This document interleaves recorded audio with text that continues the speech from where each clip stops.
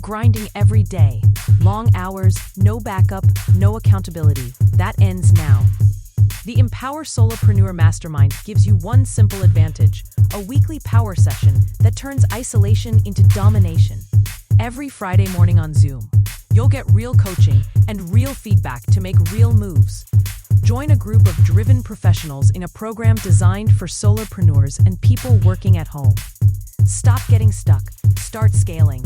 Seats are limited. Lock in yours today at modernobserver.com/empower-mastermind.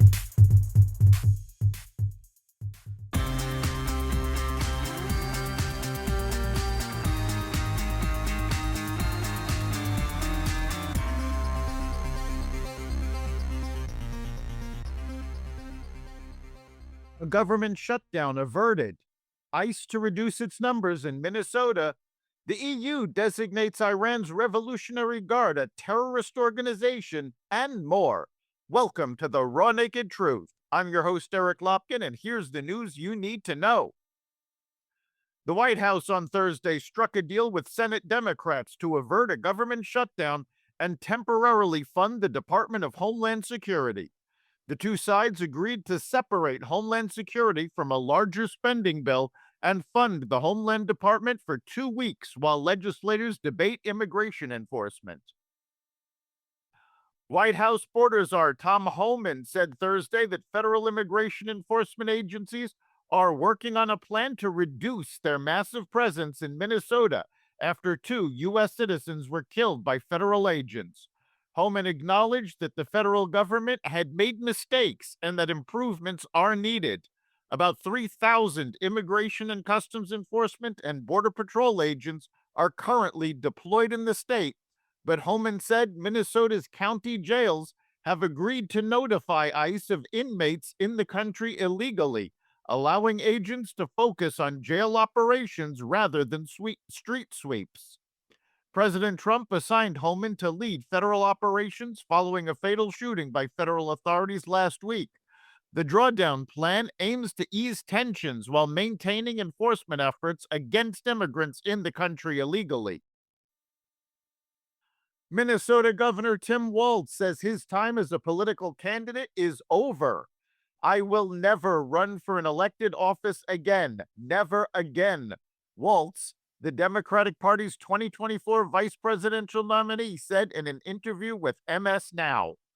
Facing stinging criticism from Republicans and Democrats alike over a massive fraud scandal rocking Minnesota, Walz earlier this month announced that he was dropping his 2026 bid for an unprecedented third term as governor of the blue-leaning state.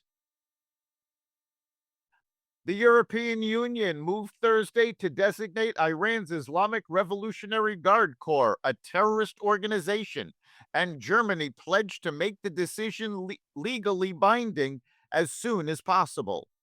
The move also came alongside a new round of EU sanctions targeting Iranian officials and entities amid the violent crackdown on protests and mass killings that have swept across the country since December 28th. Tehran's military support for Russia was also included in the measures. Apple's iPhone 17 was a big seller over the holiday period, with sales jumping by nearly a quarter for the tech giant. CEO Tim Cook, in an interview with Fox Business, called the results staggering. Apple pulled in $143.8 billion in revenue in its fiscal first quarter, up 16% from the prior year. Cook said it was a record sales quarter for North America and in China, where it has lost market share to local competitors in recent years. Meanwhile, Microsoft shares slid about 10% on Thursday following an earnings report that disappointed some investors, prompting the stock's sharpest daily decline since March 2020. The move trimmed the technology company's market cap by $357 billion. That's the Raw Naked Truth for January 30th, 2026. You can catch every episode of the Raw Naked Truth Daily News Brief, as well as our sister podcast, Carnivore Radio, with news analysis and commentary, and the rest of the Xvadio Podcast Network at xvadio.com, the Apple Podcast app, YouTube, Rumble, Spotify, iHeartRadio, Audible, Amazon Music, and other platforms that respect freedom of speech. We'll see you next time.